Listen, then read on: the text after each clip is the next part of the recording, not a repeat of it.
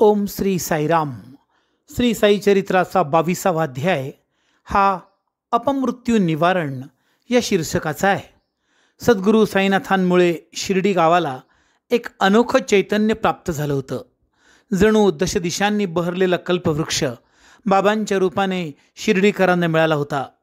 साईनाथांचं वागणं, त्यांचं बोलणं हे समजण्याच्या पलीकडं असंच होतं. ग्रंथकार म्हणतात, एक वेळ पावसाच्या जलधारा मोजता येतील, पण सद्गुरू साईनाथांचे चमत्कार हे मोजता नाही येणार. आता हेच पाहना, साई महाराजांची भक्तांचे संरक्षण करण्याची, त्याला वेळी सावध करण्याची अनोखी रीत दाखवणारा हा प्रसंग. बाळासाहेब मिरीकर नावाचे सद्गृहस्थ जे कोपरगावला कामाला होते, त्यांची बाबांवर विशेष श्रद्धा होती.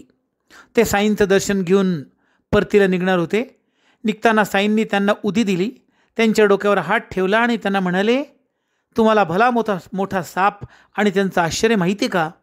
तो खूप भयंकर असतो, पण तो द्वारकामाईच्या लेकरांना काहीच नाही करत. मिरीकर आणि उपस्थितांना बाबांच्या बोलण्याचा अर्थ समजला नाही.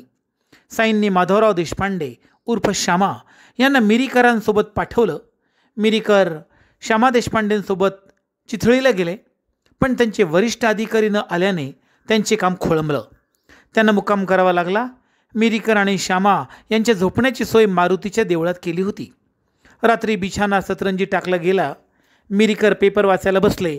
याचवेळी सर्वांची नजर चुकून एक भला मोठा साप, जे मिरीकर झोपल्या झोपल्या वर्तमानपत्र वाचत बसले होते, त्यांच्या पोटावर येऊन वेटोळे घालून बसला. वर्तमानपत्र वाचण्याच्या नादात मिरीकरांच्या लक्षात ही गोष्ट आली नाही. जवळच असलेल्या शिपायाला संशय आला. त्याने हातातील दिवा वर करून पाहताच त्याला भला मोठा साप दिसला. तो साप साप म्हणून ओरडला. मिरीकर तर घाबरून गेले. श्यामा म्हणाले, साईनाथा, हे काय केलं? हे नसतं संकट कुठून धाडलं? मोठं नवल असं घडलं.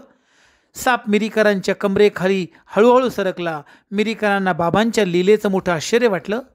बाबांनी आपल्याला संकटाची पूर्वसूचना दिली याचं नवल मिरीकरांना वाटलं. ते गहिवरले. श्रोते हो, कोपरगाव तालुक्यात कोराळे नावाचं एक छोटं गाव होतं. त्या गावात अमीर शक्कर नावाचा एक खाटीक राहत होता.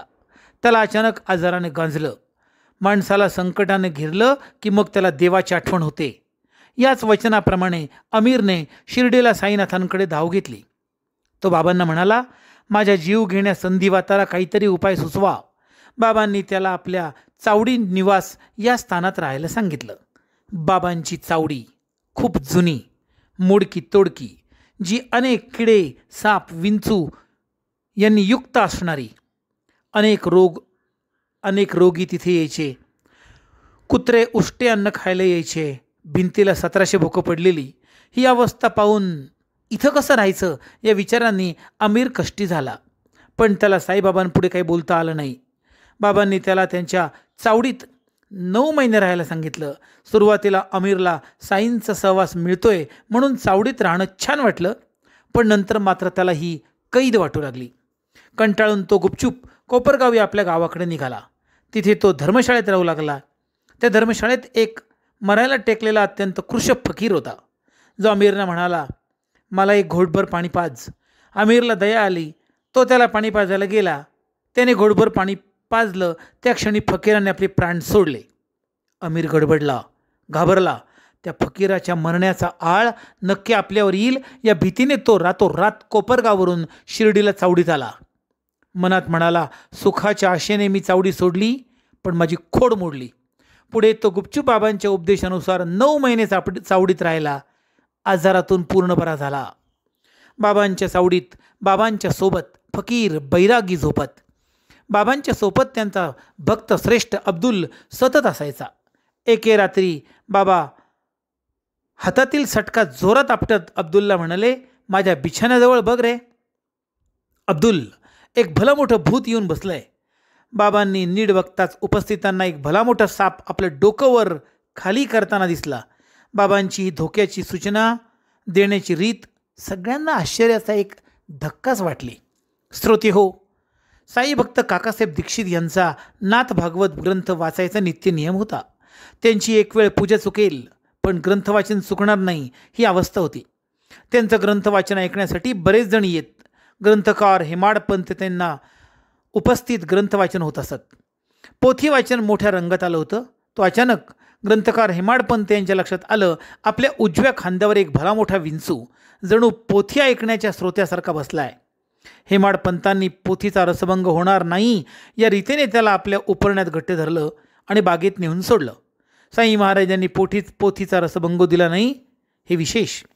असाच काकासाहेब दीक्षितांच्या वाड्यात माडीवरच्या खिडकीत निघालेला साप बाबांच्या कृपेने कोणालाही काहीही अपाय न करता आलेल्या मार्गाने परत निघून गेला.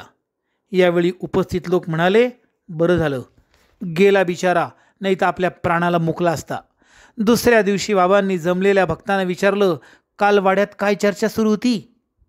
घडलेला सापाचा वृत्तांत बाबांना उपस्थितांनी सांगितला. बाबा म्हणाले, लक्षात ठेवा, साप विंचू हे देवाच्या आज्ञेत वागत असतात. ते स्वतःहून कोणालाही इजा करत नाही. म्हणून ते दिसताच त्यांना लगेच मारून नाही टाकू. अविचाराने कोणतेही कृत्य करू नये, सबुरी असावी. श्रोते हो, विश्वातील सर्व प्राणीमात्रांचं स्वतःचं एक विश्व असतं. त्यांचं एक निसर्गचक्र असतं. हे 100 वर्षापूर्वी सर्वसामान्यांना समजून सांगणाऱ्या साईनाथांना खरं तर कोटी कोटी प्रणाम आहेत. श्रोते, इथे 22व्या अध्यायाचं कथानक पूर्ण होतं. भेटूया 23व्या अध्यायाच्या निमित्ताने पुढच्या भागात. तोपर्यंत ओम श्री साईराम.